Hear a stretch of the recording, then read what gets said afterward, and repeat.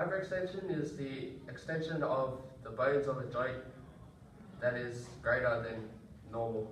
So when you throw a football, you can hyperextend your elbow by throwing it like that. Action that can occur in football is called dorsiflexion. This is when your toe is pointed up towards the rest of your body. So this can occur when you are kicking, and this can make your bones possibly in your toes break. Injury that can occur in football is the hamstring. This is located between the hip and the patella, right underneath your leg here. When you're running, this can be pulled too much, which is also a hyperextension, and this can break. And then dorsiflexion and inversion are both used in American football. They are used when the punter or kicker decides to kick the ball, and he swings his leg forward and points his toes upwards towards his shin. This shows inversion. In American football, the quarterback's job is to pass the ball, which consists of elevating his arm along with the ball, and flexion, which is decreasing the angle between the two body parts, and he would extend his arm to throw the ball, which is...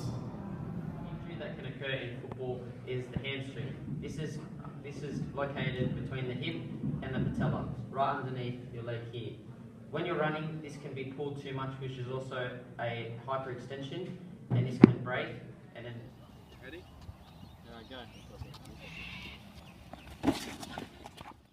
Here, the person attacking the bags, gastrocnemius and quadriceps are antagonist muscles. They are about to absorb the load of the bag. His femoral bicep and gluteus maximus are antagonist muscles. As they are relaxed, length, long, and are ready to stretch out for his muscles to absorb the impact. Ready?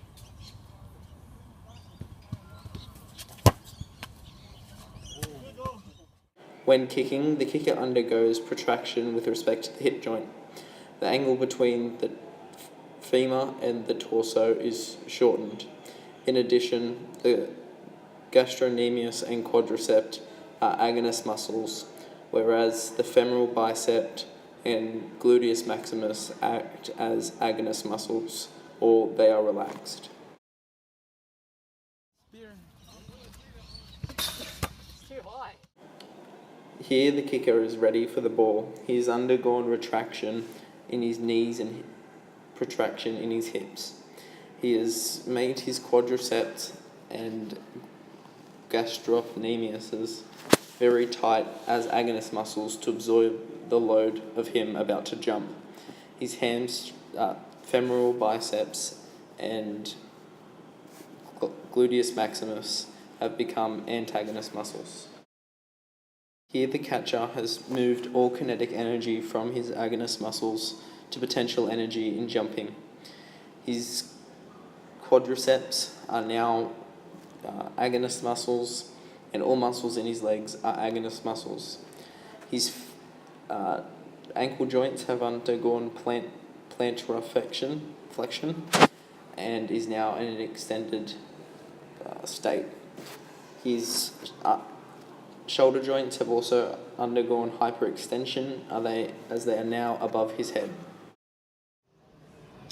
Injuries are common in any sport you do, especially football. However, there are measures you can take when you've received an injury to prevent it from occurring again. The acronym RISA tells us that the first step is rest. Now, you should avoid as much movement as possible after you've received this injury from preventing it to get any worse. I stands for ice. You should make sure that you cool the injury to prevent further swelling and again damage towards the injury. Compression. It's important to keep everything together and no further injuries to happen. So you must compress it with bandages. Elevation. To keep the blood from staying in the place where you've injured, you should elevate it. For example, if you were to tear tendons in your ankle, you should keep that on a pillow or a stool to make sure that the blood does drain away from the injury. And finally, R. R is referring. Now, it is probably better that you do refer the injury to a doctor or medical professional so that they can treat it and diagnose it better. This following the acronym will make sure that your injury is more than has a more than favourable outcome.